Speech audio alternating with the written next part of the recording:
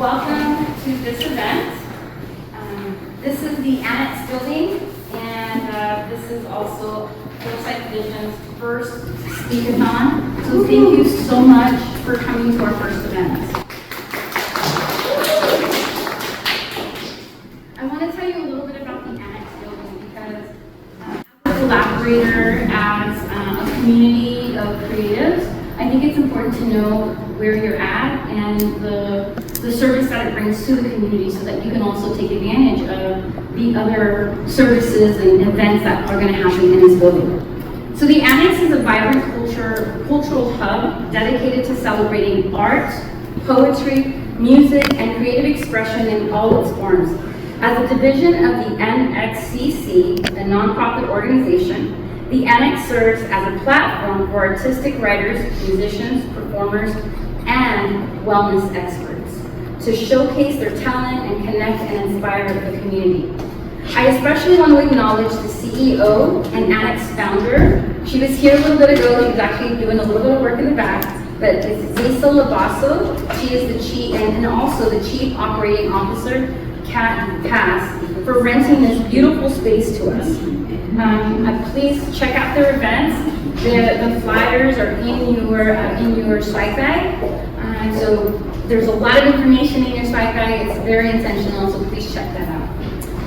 It takes the support of a wonderful community of which this event could not have been possible. And for that, I would like to acknowledge North of the River Chamber's Executive Director,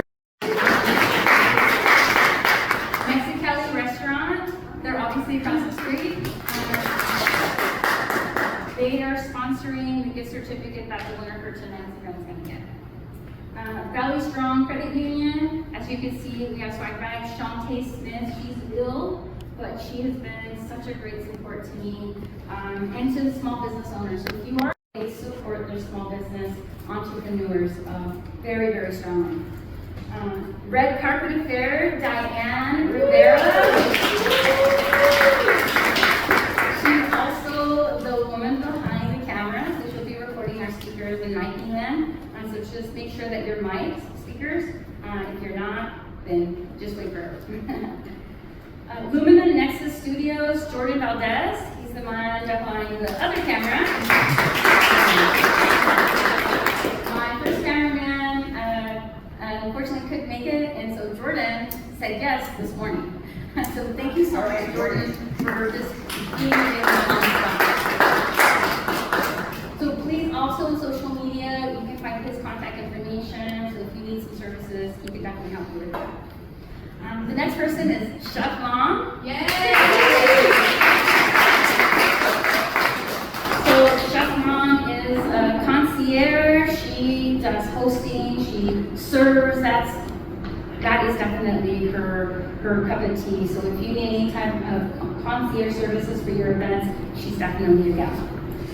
Current Inclusive Entrepreneurship Hub. I know that they're not here. It's Mr. Ali. I'm part of, or I was part of, a couple of entrepreneurship boot camps, and this was one of them. And so they also sponsored some swag bags, which we'll be using next month.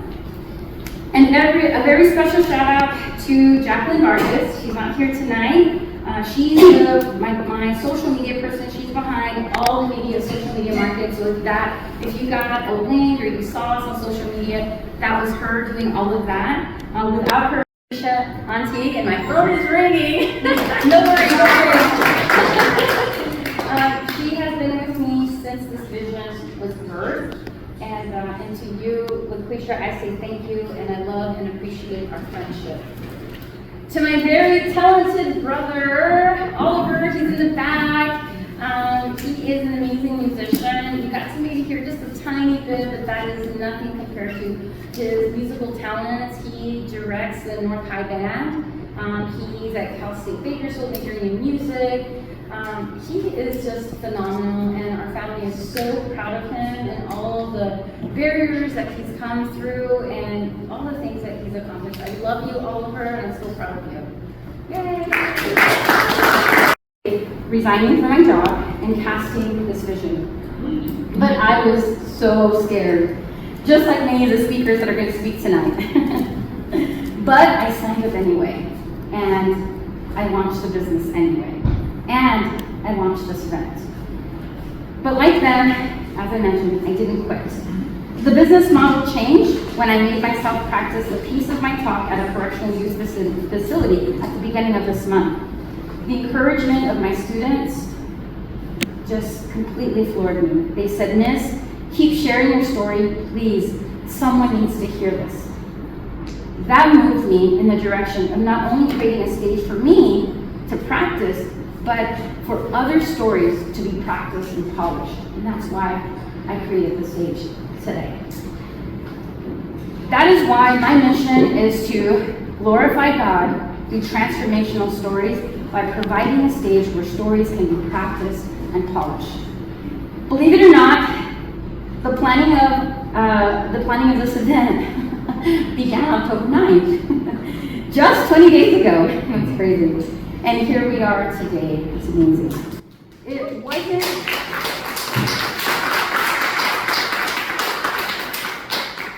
It wasn't until after the first sign-up, Lisa, thank you so much. She was my first sign-up, that I realized what a crazy idea this was.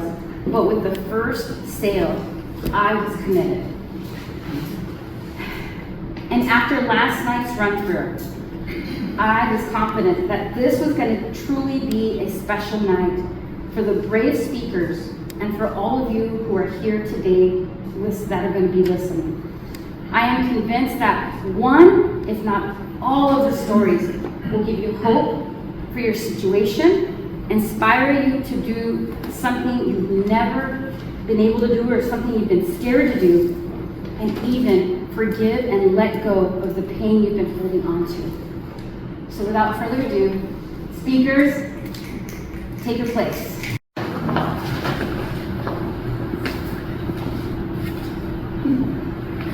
Okay, so I want you guys to imagine your highest self, and this person could be someone who is disciplined, strong-minded, and they're well-spoken, and it's the highest version of yourself you can possible. And then now I want you guys to imagine someone who's super anxious, shy, quiet, low, and that was who I was. And it wasn't until I realized that I didn't want to be like that anymore, and I didn't want to be that person. And I feel like we should always strive to be the best version of ourselves, and that's the kind of mindset that I have. And ways we can try to be someone more is, and someone who's just limitless, is by pushing past what's hard and doing what's uncomfortable. So let's talk about things that are hard. When I was 16, I was really anxious and shy and quiet, and I hated talking to people, and I actually lost my best friend to suicide, and that kind of pushed me back a little bit, but I realized I didn't want it to keep going in that direction, that I wanted to move forward despite that. So I did what was probably the worst thing that I wanted to do, and my biggest nightmare was I applied at a job, and I got a job at In-N-Out. And as someone who always wore their hair down, I hated my hair up. And I'm more comfortable in darker clothing, and In-N-Out you wear all white, and you talk to people all the time, and that was horrible. I hated that. That was literally my biggest nightmare. And I remember, I'll never forget, on my first day, I was in the locker room, and I was dressed in all white, and my hair was up, and I looked so small, and I looked at myself in the mirror, and I wanted to quit so bad. Like, it was bad. Like, I just remember I just constantly was just like, I'm gonna quit. I'm only 16, I don't really need this job, like, I can just leave. Like, it's just a job. But there was that small part of me that was like, no, just do it. Just do it, it's good for you. And then so I had to literally physically force myself to not walk out that door, because every single part of my mind wanted to just run away so bad, because it was just so uncomfortable and it was just hard. So I had to push back past that hard feeling and do it anyways. And the second way we could push ourselves is do what's uncomfortable. So what made me really uncomfortable was people. I love being alone. I love my alone time, and I was really socially anxious a lot of times. And being around people was the worst. I hated it. Another nightmare I had. So when I was around 15, 16, I was like, okay, well, someone like this, they're not, like, the chances of them being successful maybe might as unlikely. I wanted to be someone who created things and who succeeded and pushed beyond what other people thought of me or what I even thought of myself. So I joined this business class, and it was junior year, and in this business class, you had to work in a team, which I also hated, and it was like Shark Tank for teenagers basically. So I had to learn public speaking and how to talk in front of these people who judge you, and I was part of the marketing team, so I would try to pitch our marketing plan to them. And another part of it was trade shows.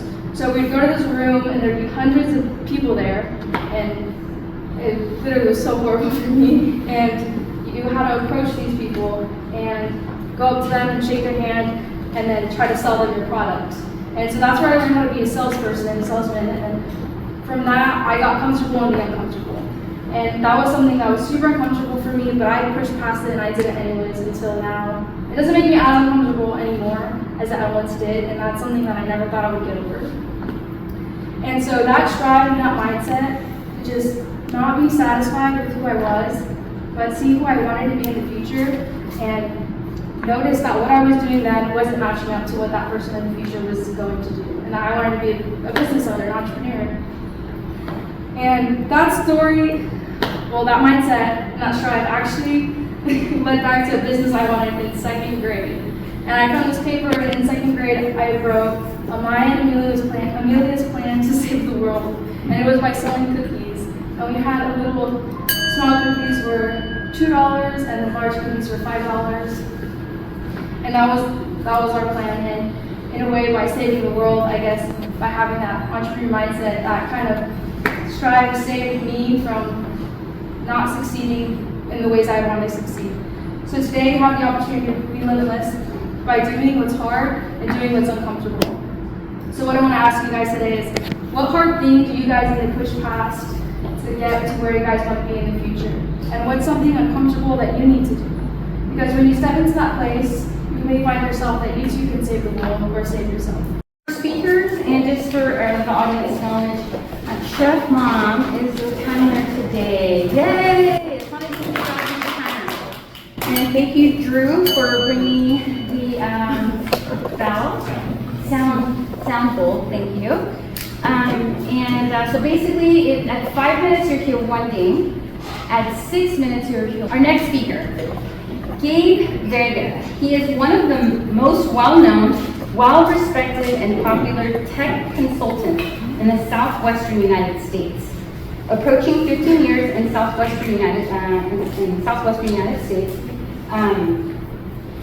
Approaching 15 years in the information technology and communication field, Gabe Vega has built one of the most reliable, dependable, and expert-driven companies to be on the scene in Phoenix, Arizona. Moving over the entire spectrum of the tech field, Gabe has developed a resume that speaks for itself. Working in county positions, state positions, private sector positions, admin management positions, CTO positions for several companies. Gabe has more than proven himself as one who is truly the tech consultant expert of the Southwest United States. Please welcome Gabe Vega with his title, Look Guys, No Eyes.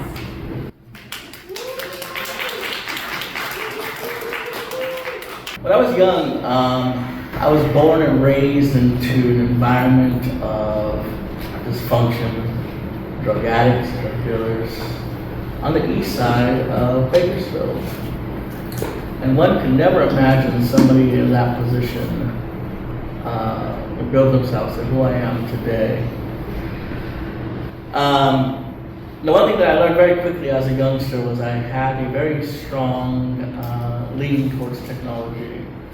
And as I got on a 286 CPU and I was about 7, 8 years old, learned how to type, learned that the interest and studies of technology was my thing.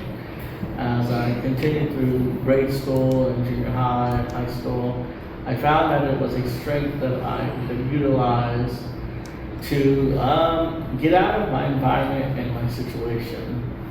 My environment was very difficult. I remember being very impoverished. We were very poor. My Family sometimes had no utilities, gas, water, electricity. Sometimes all three were turned off all at once. And I knew that this was an environment that I didn't want to stay in. So I utilized my technology skills to get educated. I graduated high school when I was 16 years old. I went to college when I was 16 years old. And unfortunately, I went blind when I was 16 years old. And in that process, making a choice, being at that crossroads of either laying down and wallowing or standing up and moving forward, I chose to stand up and progress and move forward. In that, when I was 18, I finally got my certificates at my college I was attending. I got an A+, an F+, a CompTIA, and I got my first government job when I was 19. I worked for the governor of Arizona when I was 19 years old, and found that I was better off becoming a vendor, contractor, so that I could provide the same type of services by doing it my way. At 19 years old, I started a company called Comtech, where I felt that I needed to be delivering services locally in Phoenix, Arizona, and then expanding throughout the nation. And I was faced with a choice about 8 years ago when I was diagnosed with thyroid cancer, of having moved that company here to California, because I came here to California to get the surgery done, so that in case anything went bad during the surgery, my kids would be taken care of by my family if I did not make it off the table. Fortunately, I did. And once I came off the table, it gave me a second chance at continuously building my company. So I transferred all of my assets of my corporation here to California, and I started making moves out here. And I have planted my flag in downtown Bakersfield on Chester and 20th. And I have a great, large 10,000 square foot building on 3 floors. That what I do now is I provide office space to entrepreneurs just like yourselves who want to get out of the dining room and the home office and your living room couch to launch themselves to succeed and be successful in a downtown business district here in Bakersfield. And I found that that's gratifying to me. It's gratifying that with all the struggles and everything that I had to go through in order to get here, to leave the poverty, to leave the dysfunctionality, to leave the drug-riddled environment that I was in, and to become who I am today with no eyes, being that extra struggle, that extra challenge of overcoming all these hurdles that you yourselves have to do, but to do it with the challenge of a disability, yet still succeed, is something that I'm very proud of. And the fact that I'm able to do it, and now I'm in a position to help entrepreneurs like yourselves by giving them a space to come to and to grow and to launch themselves into success, that's something that I'm very proud of. So I will end my speech with these words from a great rapper by the name of J-Dog out of Houston, Texas. It says, "To my partners," and that's what I consider you all, "I'm good if you're good, but I'm great if you're better." My name is Gabe Vega from Blind Penguin, Comtech LLC, and VCB. I thank you for your time. Mona Pignon. She is a proud wife, mother, and grandmother. She has over 8 years of experience in the real estate industry. And as a new Californian resident, she has immersed herself in all things Kern County. She is a lover of community and people, but her proudest work remains raising her children. Please welcome Mona Pignon with Perseverance in the Face of Adversity. Mona Pignon.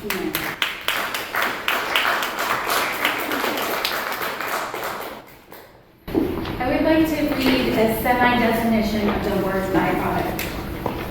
Secondary result, unintended, but inevitably produces something else.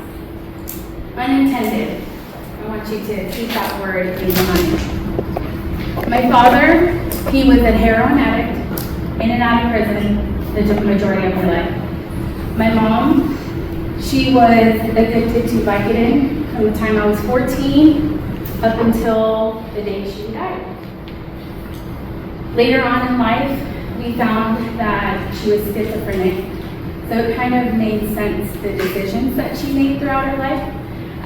But more than anything that I want you to remember about my mom is that she had a free spirit, which I enjoyed. My life was a series of unfortunate events, but time's perspective turned them into beautiful tragedies. Faced with my own addiction, teen pregnancy, and several other things that I probably would need more than 5 minutes to share with you, I can attest to you that I've had my fair share of tragedy. One thing that I know is that my future is very bright. I understand the power of your mind, and although I'm new into this community, I've ingrained myself in it. I've only been here 2 years. I've ingrained myself in such a way that I know that I will leave a ripple effect like I did in Grants Pass, Oregon. Our mind is a powerful tool, and there's something in your brain. It's called the reticular activating system. And what that does is kind of like a Google search, right? So when you're searching for information, your reticular activating system will grab the things that are most important to you. And so if you connect really strongly with the negative things that are in your life, you will unintentionally bring more of those things because your subconscious knows what's most important to you. But I have hope because I've learned to retrain my reticular activating system. My story involves several chapters, but I will only share a few because, like I said, 5 minutes is not enough. In 2010, I gave birth to my now 15-year-old daughter. And I was waiting there at the hospital, and she, was in recovery, and all of a sudden, I started hemorrhaging. And then I was here, and then I kind of slipped away, and I wasn't. The story was told that, because I wasn't there, the story was told that the doctors pulled my husband into the hallway after working for an hour doing CPR on me and said, "Mr. Pignon, you need to get your affairs in order because your wife is not expected to make it." And as I can imagine, he was just scared, and we had 5 children. She was our 5th. Our youngest son was a cancer survivor who was paralyzed by a tumor at just 3.5 months old. You can imagine the fear that he was experiencing. I began to question him. Did you create me to suffer? Is this why you brought me here? Because that's up until that point, all that I've ever experienced was pain and suffering. And then I asked him another question. What is my purpose? What am I supposed to be doing here? And then I discovered my superpower. I come from addicts, and therefore, the byproduct, I became an addict myself. And I discovered that I chose to use it for bad, but when you reverse it and use it for good, you actually get really cool things done. I was able to raise $160,000 to build the first ever wheelchair accessible playground at my son's school when he started kindergarten. I didn't know anybody, I didn't have any connections, I didn't come from money. In fact, I stood in the food bank line as I was begging for money. But I had somebody that was able to reaffirm the things that I didn't know.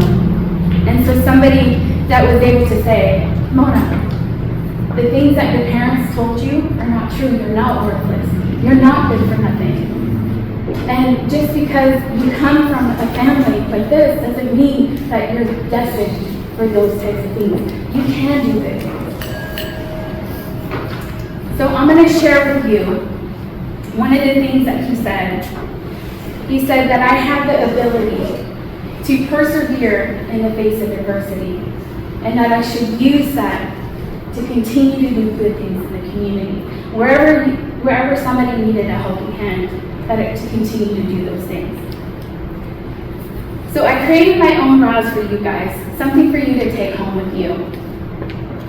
So how I was able to retrain my mind from thinking that I was worthless to somebody that can conquer anything that she put her mind to. I was able to read, watch, and listen. Is that the final? Read, watch, or listen to something 15 minutes a day. Affirm the things that you want into your life. Because that's what's going to retrain your brain. That has these negative, unconscious things that are in the background. It's going to bring it to the forefront. 2021, my affirmation was public speaking, and here I am. So I made that one come to pass. And then number 3 is to stay grateful. You cannot bring anything more into your life unless you're grateful for the things that you currently have. So I was able to, through forgiveness, be able to basically let go of the weight that I was carrying through my past, and be able to offer forgiveness to my parents, so that way I can walk in freedom and stand before you today, not only as a community member, but as a mom, as a wife, and as somebody that really, truly believes that anything is possible. My name is Mona Pignon. Thank you. To inspire women to lead from alignment, not from exhaustion. As the creator of the CEO Body Blueprint and founder of Her Wellness Lab, she helps women reconnect with their bodies, renew their confidence, and rise into the healthiest, most powerful versions of themselves, so that they can lead in health and thrive in wealth. Please welcome Jamie Lynn Kota with The Power of the Rebuild, because transformation is an inside job. Jamie Lynn Kota.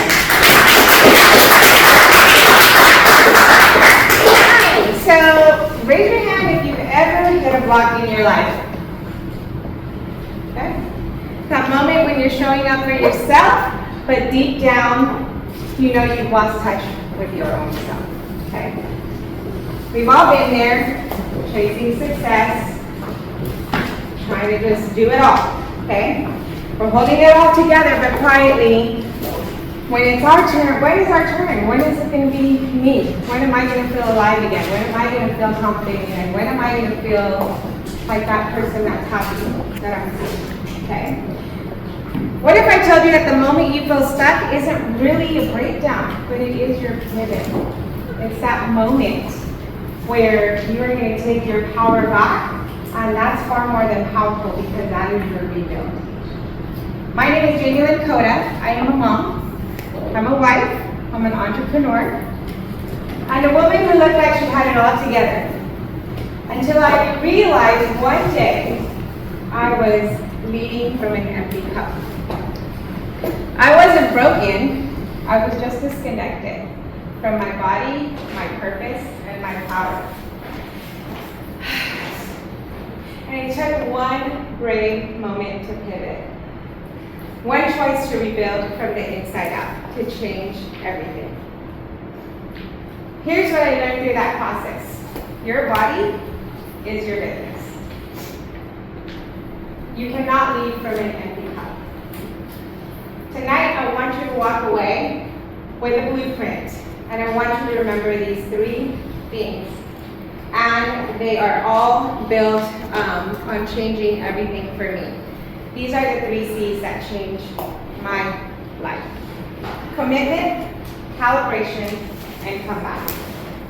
Let me take you back. One day I was sitting down, it was quiet in my house. I was on the couch, and I was just thinking, wow, I've done really well for myself. I'm successful on paper. but I was exhausted. I built businesses, I've raised children, I'm a wife, I did it all, okay? I've spent years just doing things for everybody, but I had to stop leading myself. That's when my pivot happened. I got this crazy idea. I made a decision that day that I was going to train for a bikini bodybuilding contest at 47 years old.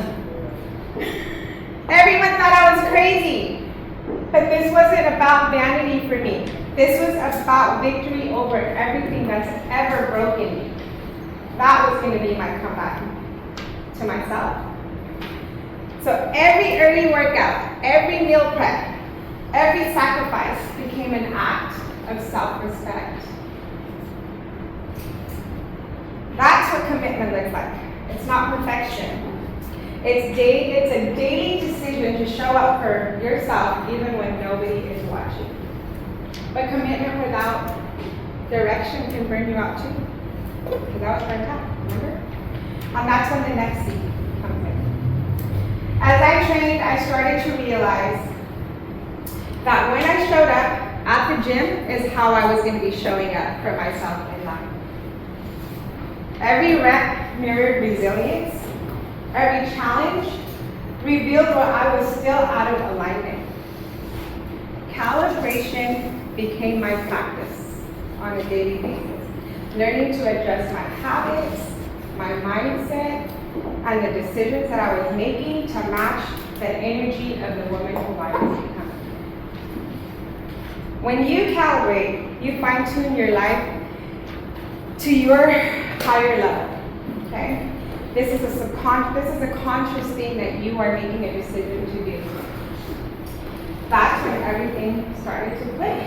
It's like it's your internal compass, and it points you to your north truth. Then came that one day when that would be defined, my rebuild, the day that I stepped on the stage. The lights were on me. I was in my sparkly green bikini. I didn't just see muscles, I saw mastery. I saw the woman that I envisioned. And although I did not get first place, I got third overall. The real trophy was for me, and that was my comeback of that moment. This is the woman that I've become. It's about rising into who I always wanted to be. That day, the CEO Body Blueprint was birthed. A framework that helps women rebuild their bodies, their confidence, and their leadership from the inside out. And now I get to help other women do the same thing. I get to help them change their pain into purpose to rebuild their lives with alignment, strength, and grace. So remember the 3 C's. Commitment, calibration, and comeback. So tonight, if you've ever felt stuck, remember this. The power of your pivot creates the path for your rebuild, because transformation is an inside job.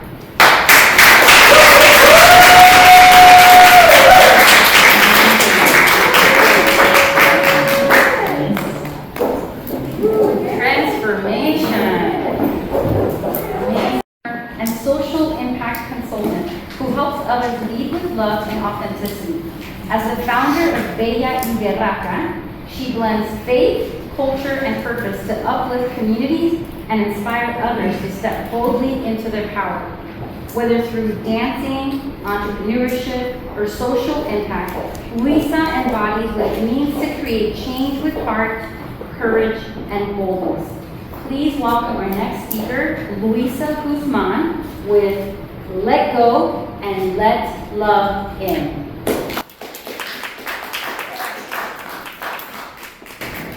Picture this. I am running full speed across an open soccer field. Sun is on my skin. The wind is blowing through my hair. I reach the goalpost. I look up at the bright, shining sun and drop down, kneeling on my knees, tears running down my face, and I surrender everything. Every bit of pain, of shame, of judgment, I give it all to God. It was as if I was a bird free from its cage, as if God was whispering, you don't have to hold on to it anymore. You can let it go. You don't have to carry this. You can fly freely now, simply as you are. That moment changed everything for me. I was at a soccer field that happened to be a Catholic retreat. My father encouraged me to attend to face my anxiety and my depression. It was a moment where the valleys were green, the mountains were high, and there was a lot of stillness. But one of the exercises this Catholic retreat had me do was to laugh through my trauma. Are you serious? Are you kidding me? Laugh through something that has caused me pain and trauma and nightmares? But I did it. I tried it. I laughed through my trauma, and I realized something strange. A holy feeling that came through. That sometimes joy and pain can exist in the same breath, so peace can enter. And that was my first truth. Transformation requires discomfort. In order for me to heal, I had to feel everything, every bit of shame, of fear, of rejection, of judgment. I had to give it all to God. After I returned to California, I continued to put this into practice. I decided to have discomfort become my teacher. I chose to take a job in San Francisco, a contract role, without secure housing. On my way in the train, I was calling frantically my friends and colleagues, and I was able to find housing with a friend.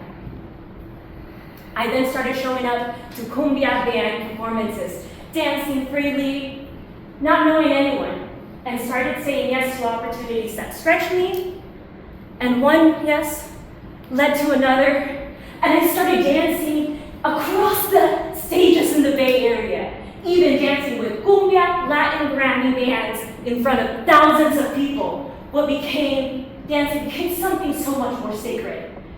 Every movement wasn't just rhythm, it was love in action, healing in motion.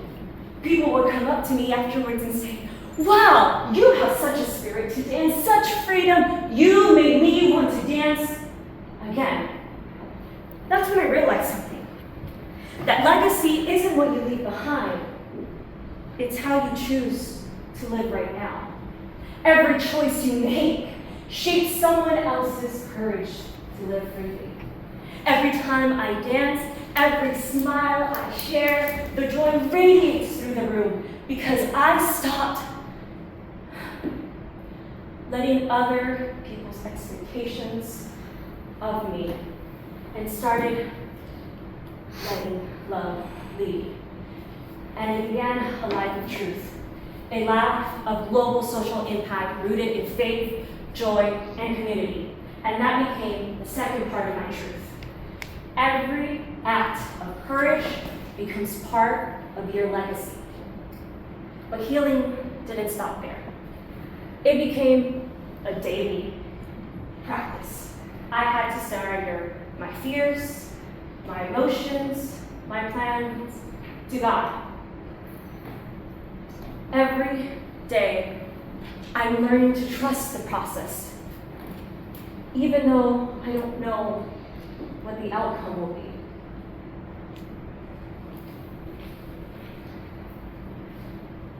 To let go of everything of what others have said to me, like I would never be a good woman, a good wife, or a good mother because I decided to live a life of social impact to improve and serve others. But living in that now, I can say that choosing love and saying, I'm no longer going to say with anyone or anything around me, but step truly with who I am, to be free like a bird. I understand what Berakera means. To transform pain into purpose, and to let go and let love in. Thank you.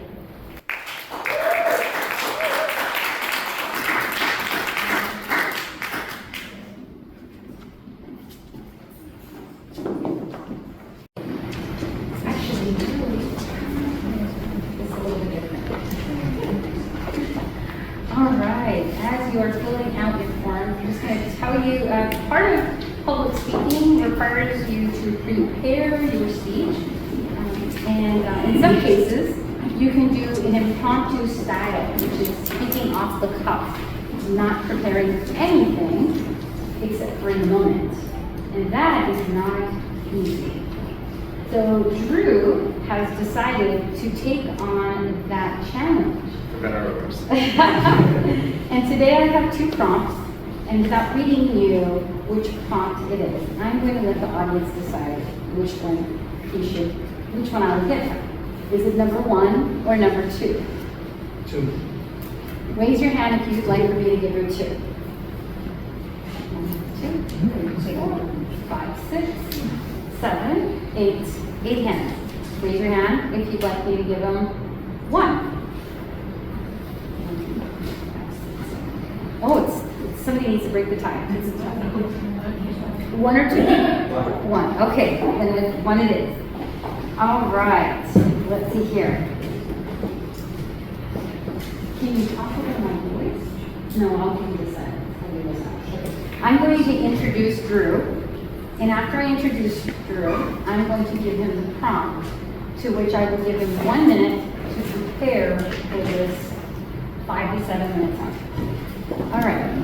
Drew Wiggins is the founder of Wayfinding Collective, a growing movement reimagining how to heal through yoga, ritual, and community. With roots in clinical psychology, systemic change, and trauma-informed coaching. Drew blends lived experience with visionary leadership, inviting others to find their voice, reclaim their wholeness, and help create a more awakened world. Drew, your prompt is discover the power of resilience. Please timer for 1 minute, and when 1 minute is up, Drew will speak.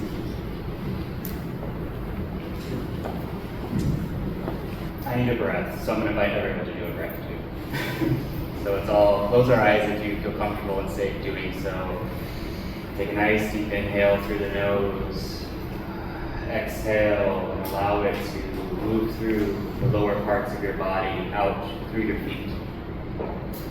Let's do one more just like that. Inhale. Inhale truth and love and compassion. And exhale away uncertainty, worry, pain.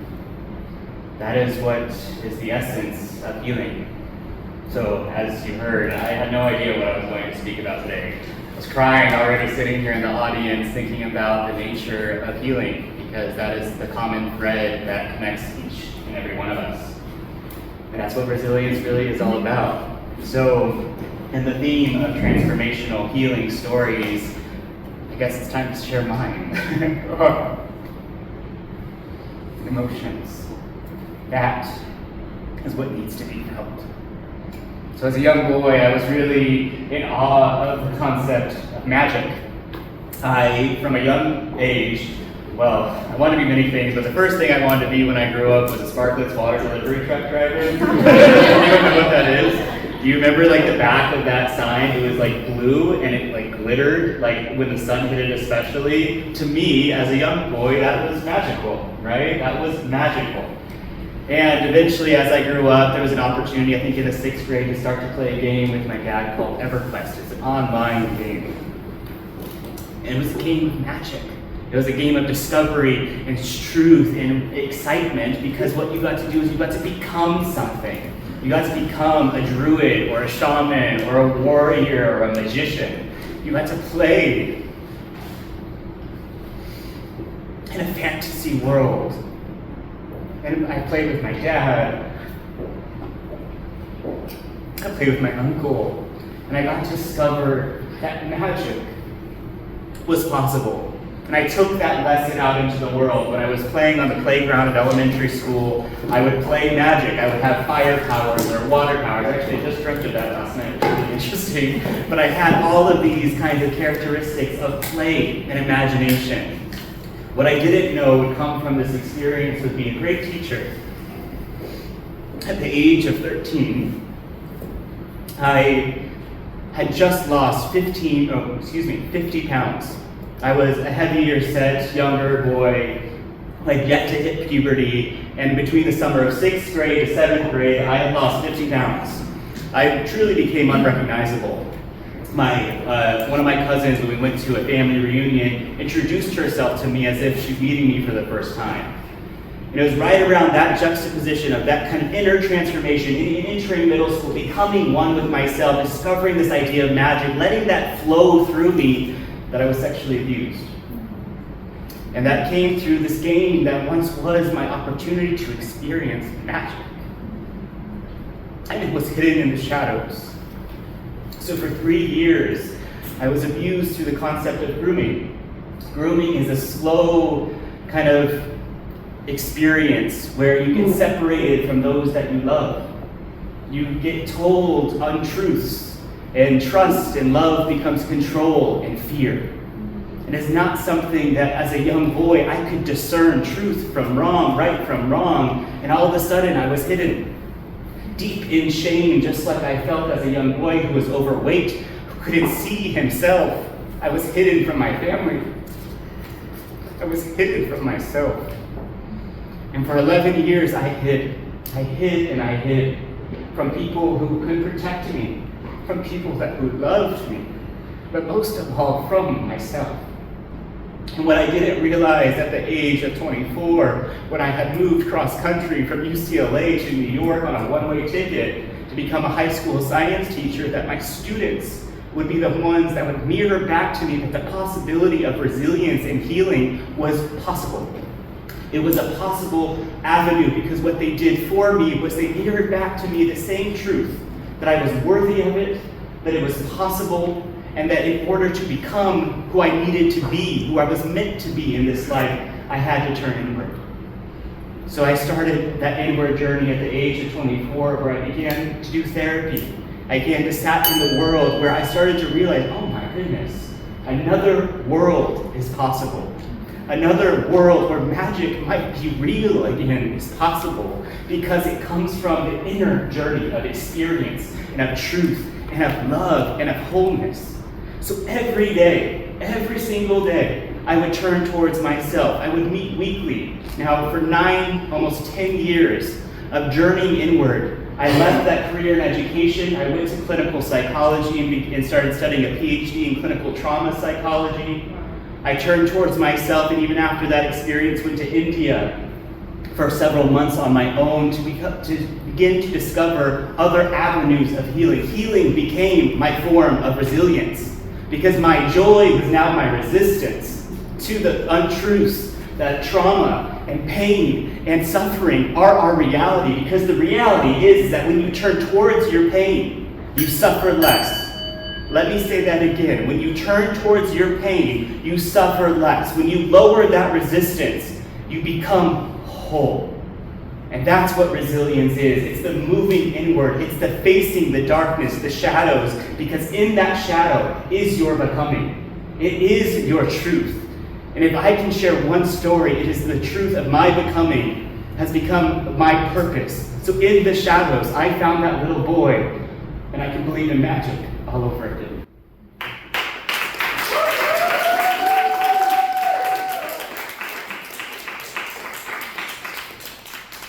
All right, our final speaker for the night is David Morin. David Morin, is it Morin?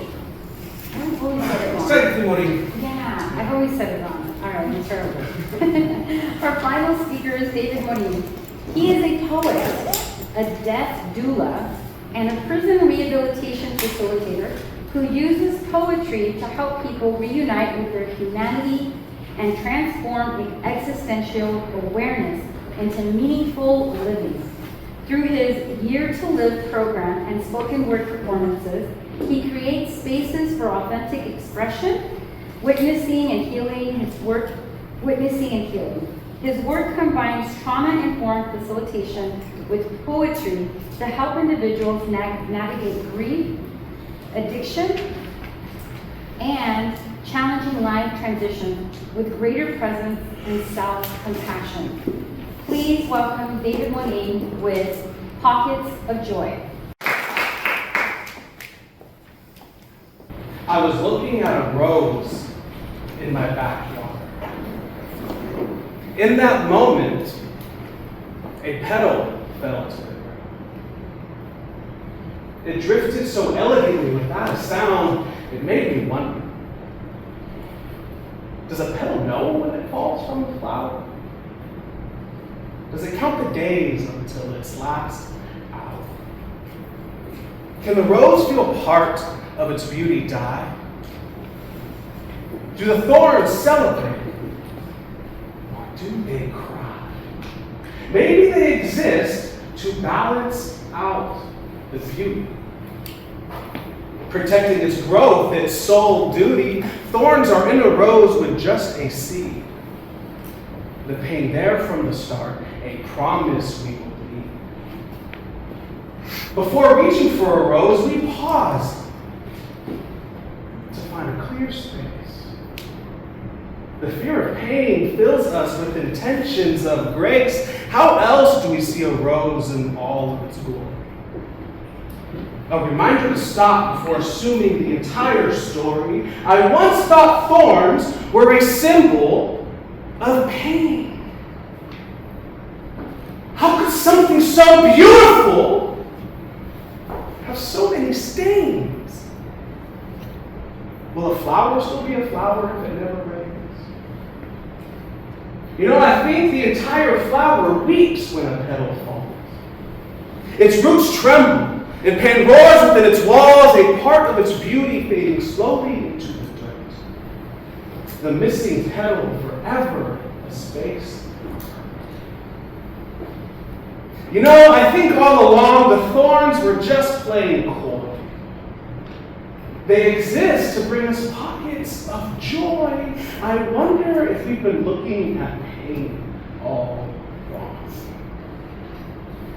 Maybe tears are the reason we bloom all along.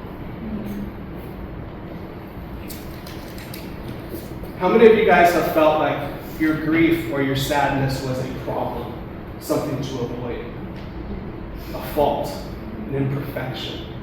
Right? I wrote that poem at a time when I was just realizing the amount of unprocessed grief I had within me. 10 years ago this month, October 2015, I started the Peace Corps. I was in Southeast Asia, a country the size of Connecticut, and I was in a country post-genocidal recovering. They ate dogs. One, that was really hard for me. I was like, what? I'm gonna go home.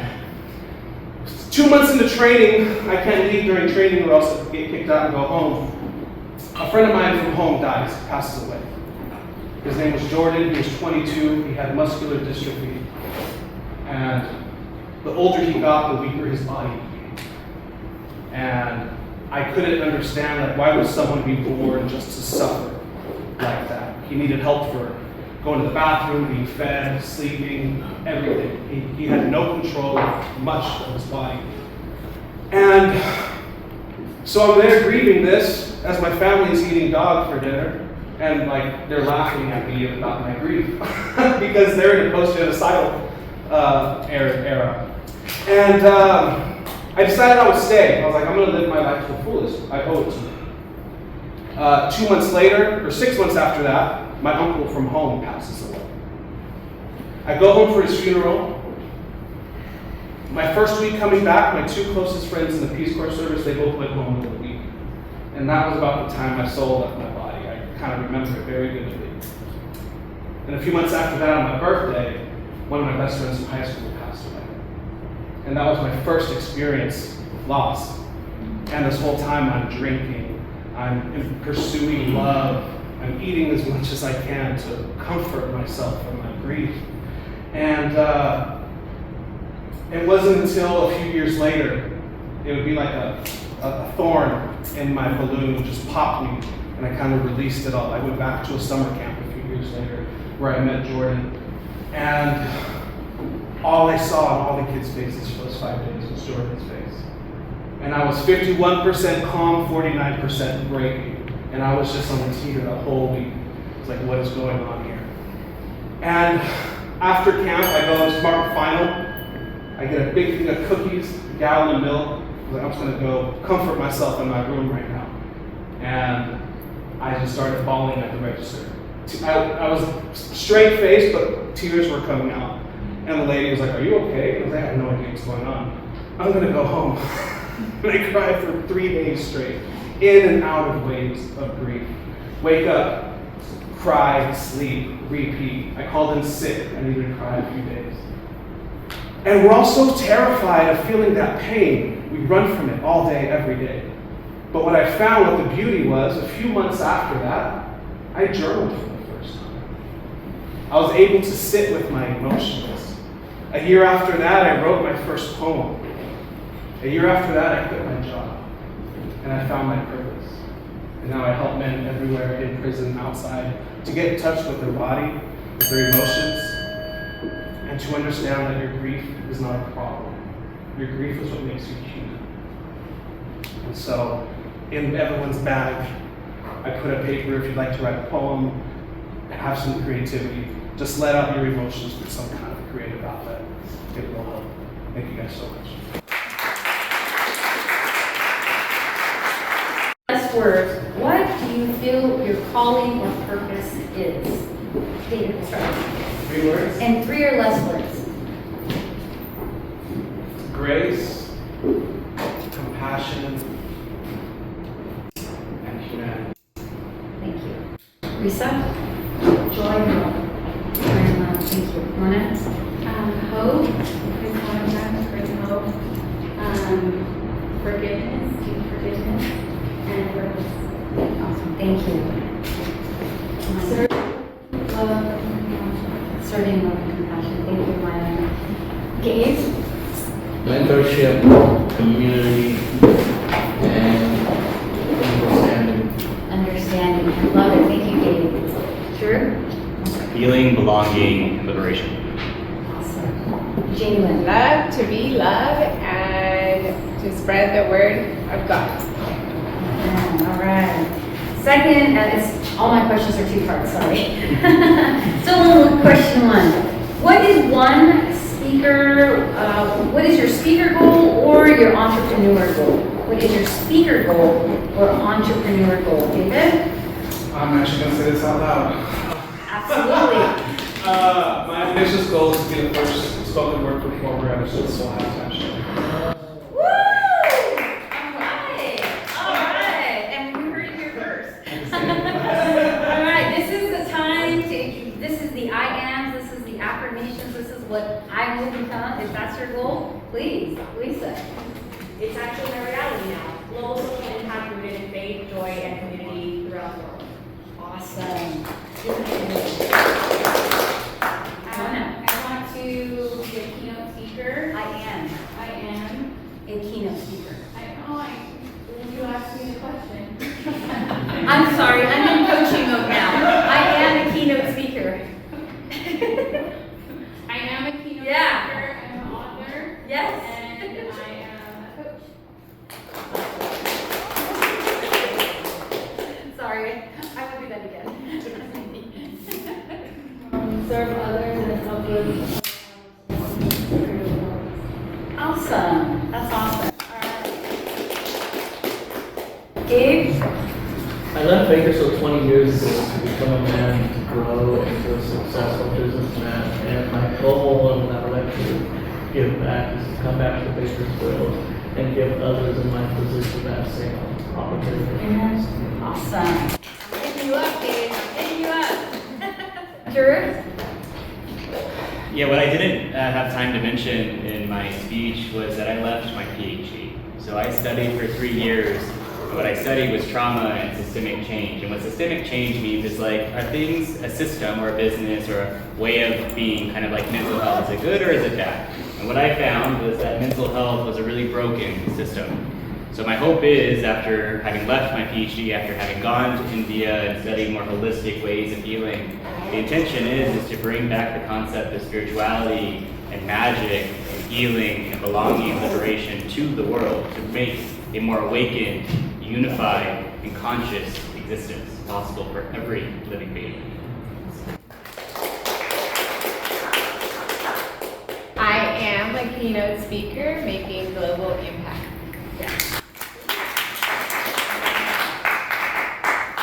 We're in phase 2 now. Question 2. All right. Still 30 seconds. Yes. What has been your greatest life lesson? We'll start with you again, David.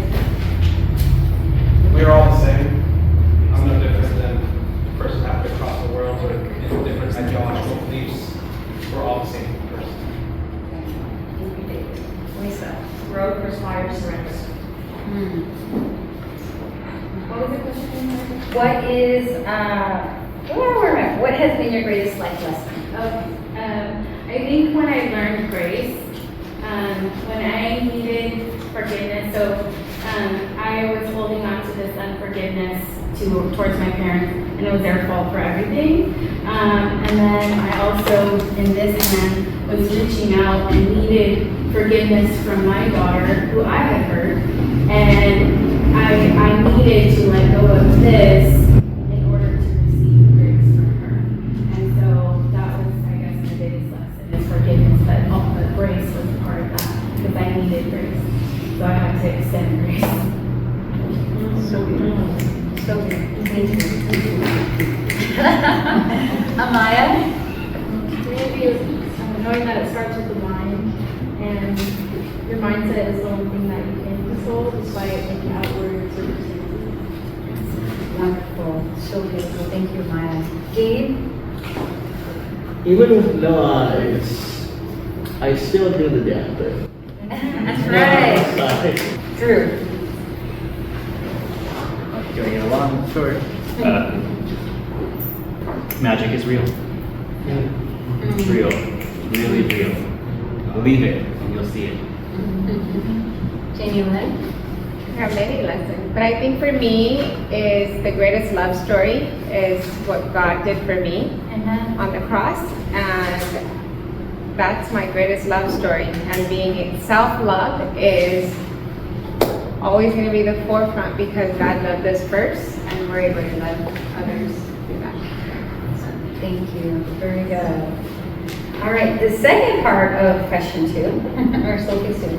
What public speaking tip would you give yourself? Now that you've gone through this process, you felt what it felt, because it is different when you're practicing in your room, you're practicing in the mirror, you're practicing with your dogs or your stuffed animals, that is different. A live audience completely changes the game. So now that you went through this 2 weeks, probably, oh my gosh, like, you guys are crazy, which I love, that you put yourself out there in a matter of 2 weeks, right? So what tip would you give yourself moving forward? A tip, I'd say practice in front of more people first. Practice more than a few times just the day of.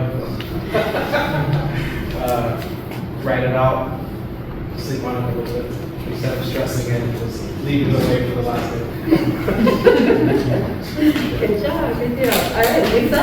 I got a little too technical with it, so I didn't really share the big part because I was at Colombia and the mindset and the relationship that I was in, which was very toxic. And I didn't really talk about that because I was practicing the technicalities. And what I realized being on stage in front of y'all, I love having fun. I love my emotions. I love dancing. So realizing to lean on that version of myself will help me flow better with my storytelling. Awesome. All right, good deal. Mona? Just to like stick to what, like if I feel like I should be going in a direction to take advice, but also to stick to my truth, I guess, instead of what I think somebody else might want me to do, to stick to my truth. Because I also missed some parts that were really important to the story. So yeah, just sticking to my truth. Awesome. Very good. Amaya?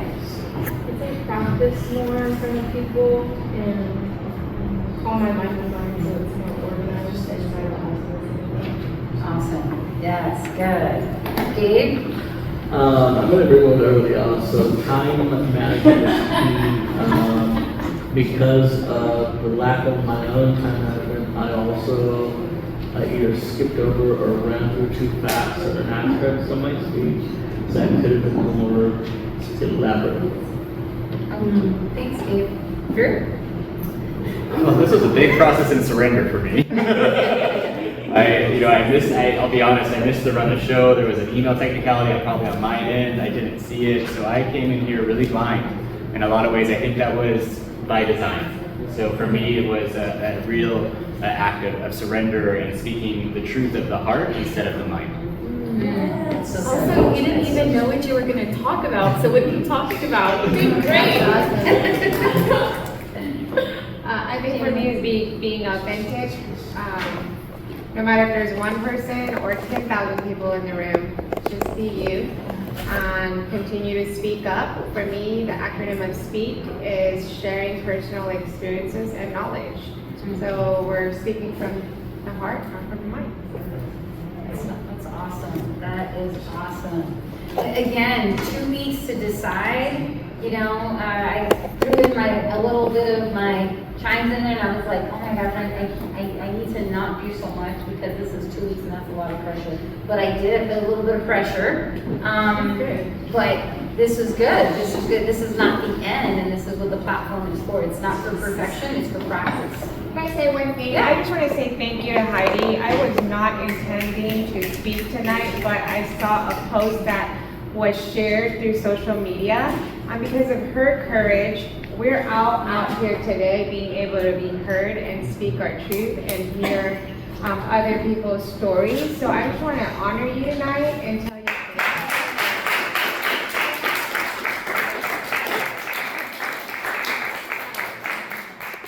you you are amazing. And I've learned so much from you in the last week because I came in a little later, but your knowledge and your wisdom you've imparted in me, and I thank you for that. Thank you so much. I appreciate that. That means a lot. I'm not ready to give back a speech yet. Wonderful. Our third question, and by the way, how are we doing with the voting? Are we good? Are we Almost there. almost there? Perfect. Oh my God. All right, number 3. If money was not an obstacle, how would you improve our community? If money was not an obstacle, how would you improve our community? If money were not an obstacle, I would just give the whole community a 6-month leave, just to rest and find community with each other again, themselves, and really just rest and recover. We really need you to get to the Super Bowl because we got to work for you. Oh man, that's awesome. Rest is amazing. Yes, Lisa. In that same alignment, I say having fun. Dancing has been an outlet for me on the trauma and situations I have in my life, so being able to take a moment to turn off your mind and be in your body and just hear the music has been a way. So that's how I've been able to build community here.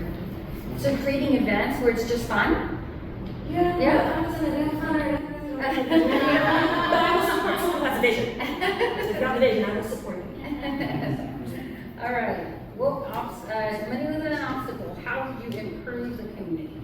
I think that I would teach them what I already do because a lot of times people already have within themselves the things that they need to improve and the environments maybe that they're in. There's nothing around them to show them a different way. And so if I had it my way, I would just go into the places that needed my help and I would just help. So then it's through teaching. By the way, Mona, I think, volunteers for almost everything. And she is in the community, she loves to serve, so she's definitely already doing that. Awesome. Maya? I'd say more opportunity and outlets where people could grow and improve themselves mentally and not allow that to hold them back. And in a way where you push yourself, not just affirm those mental issues or doubts and comfort those, but try to push past them. Because I feel like today it's just really affirmed and I try to kind of comforted rather than just being pushed to be uncomfortable and go past that. Wow. And that you just coming from a young person to say, please push me. Don't let me just live in that comfort. And I mean, obviously, just clear with what you said, pushing yourself. So thank you so much, Amaya. Gabe? Yeah, so I guess this would be a good place to sort of now. But in your Slack bags, I have placed the business card to my operation, my building downtown. And on the back of it is a special code. If you bring me those cards to my office, every single one who has one, I will give you, my contribution to the community is I will give you 1 free hour in my conference room for you to bring your clients, for you to work on a speech, for you to just do anything. And we have a 55-inch screen in there, a 6-person conference table, and a whiteboard where you can just use this space for a professional activity or a personal activity. Maybe you give workshops or you want to meet a client in a professional environment. Use the card that's in your bag. It's called BPI Offices, and we'll be glad to give that to you as a free gift. Gabe, there's about 25, 30 people in the room. Yes. That's 30 hours, Gabe. Yes. Thank you so much. Okay.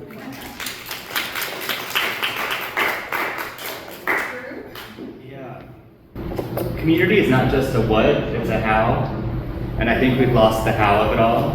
And I think in many ways, community at one point in time was reciprocity, interdependence, connection, resource sharing, financial redistribution. So if money was not an obstacle, my goodness, I will strap my shit.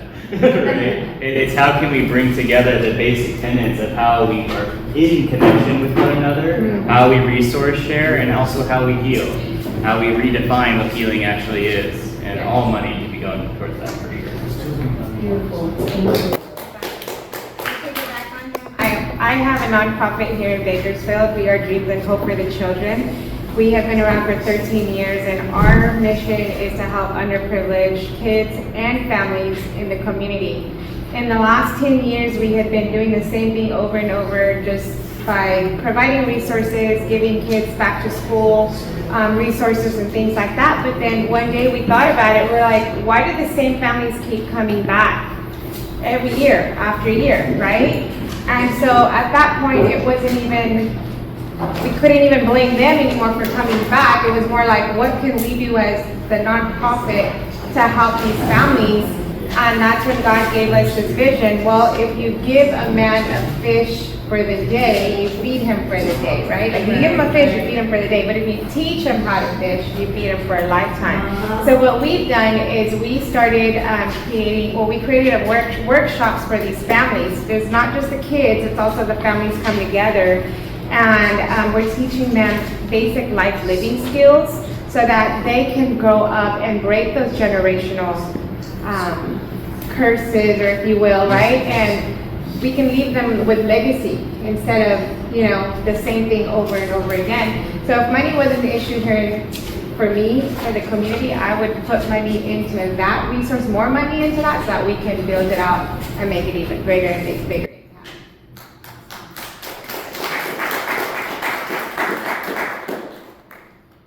The second part of that last question is, what public speaking tip would you give the audience, or you could choose, or how would you prepare differently before you speak the next time? And I think you kind of answered the second one. So what tip would you give the audience? I'd say write news, don't self-edit too quickly. If there's something you want to say, let it all out first. Let it be sloppy, let it be something that you don't like in your mind, but trust that your heart is bringing out whatever it's meant to say. Get in touch with the heart of your message first. It's reviewed first. And then once you feel comfortable enough, maybe you memorize it, maybe put some emotions to it, and then share and allow yourself to be witnessed. Yeah. Beautiful. Thank you. Lisa? He said, okay, we should have tied it earlier because that would have been fabulous. I don't understand exactly the question, but I think for me, it's as the audience, I just appreciate y'all here. I do want to give a shout out to like as friends and family being here and supporting this. This is the first initiative to something that I truly believe that Central Valley could be transformed. Coming from the Bay Area and seeing what's done out there, I was so excited to motivate and transform our community to recognize that we are leaders and everyone that's here. And those, y'all know November, right? There's some signups, so y'all should sign up. It's pretty cool. You're kind of awesome, so just letting y'all know. Okay, your turn. And to add on that, North River Chamber of Commerce supported this. Out of all the Chamber of Commerces in this town, North River Chamber of Commerce gave you that platform, absolutely, you know. And so, just supporting each other, advice to the audience if they're going to public speak. Is that what the question is? Yeah. Google is like awesome as far as just, you know, you think you know what a word means and then you Google it and you're like, oh, I'm going to use this. You know, words are powerful, and so Google has been my best friend. I used to, long story short, I am dyslexic and I also moved around a lot, so I never got the fundamentals of the English, you know, fundamentals of the English. And so I always, before Google, had a dictionary with me to look up words because words are important. And so, so just Googling the words, and if you don't know what they mean, they kind of make the message different. I don't know.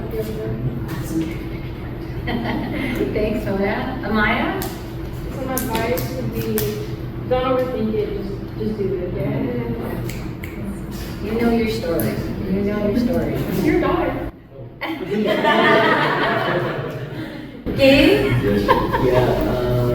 So basically, you know, you're never gonna know until you do it, you know what I mean? So just kind of come out of your shell, kind of comfort zone and get it done. And specifically, I definitely did bring the 30 actual cards, so I realized that there was going to be a big response here. I definitely want anybody here to take advantage of that. So if you feel you need a space to kind of uplift yourself into professionalism, and you want to show a good space downtown, definitely come see me and we will make sure we set you up for success. Absolutely. I didn't mean to put that kind of pressure on you, Gabe. I'm sorry. Awesome. Drew. Yeah, in so many ways, I was talking with my friend Rima right before I came back up on stage, and I was like, oh gosh, I think I've been duped.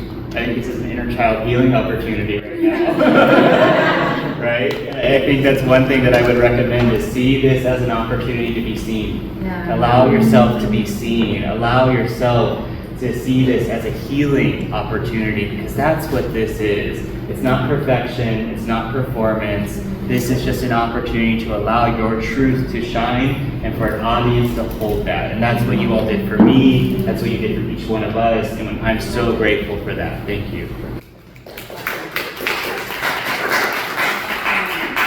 Okay, don't be afraid. If you feel called to be up here, just do it. Call her and sign up. Awesome. Oh my gosh. Give it up to the speaker.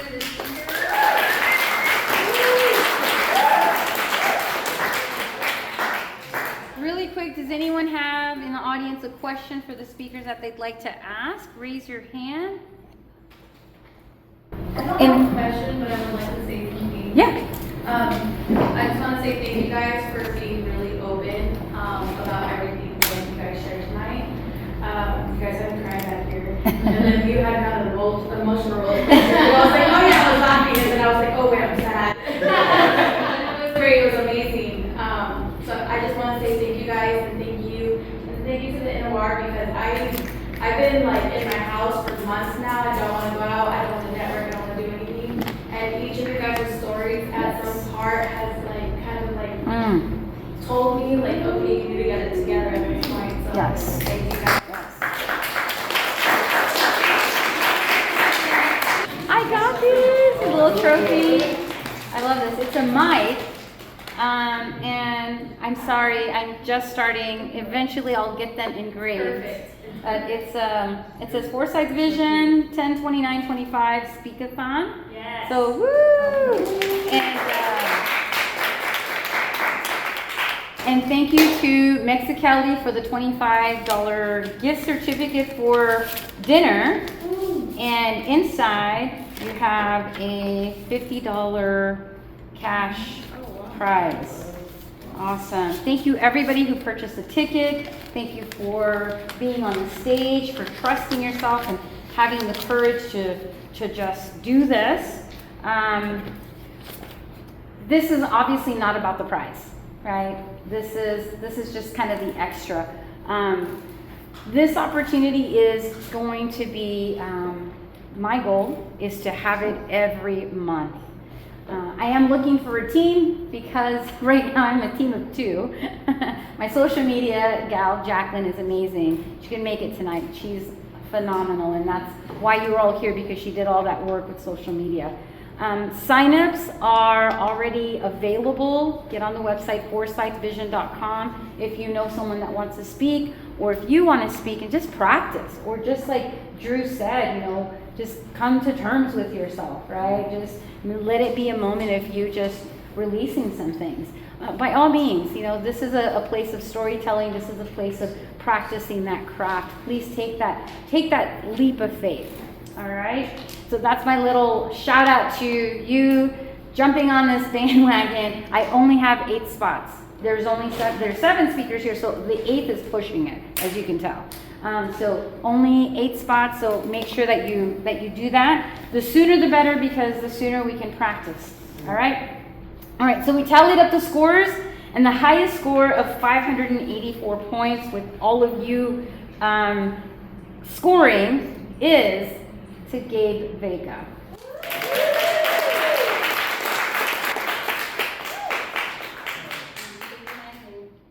Congratulations. I'm going to give you this trophy so you can hold it, and we give you the gift, your certificate, and the money's in there, okay? Thank you so much. Can I give you a hug? Super. Awesome.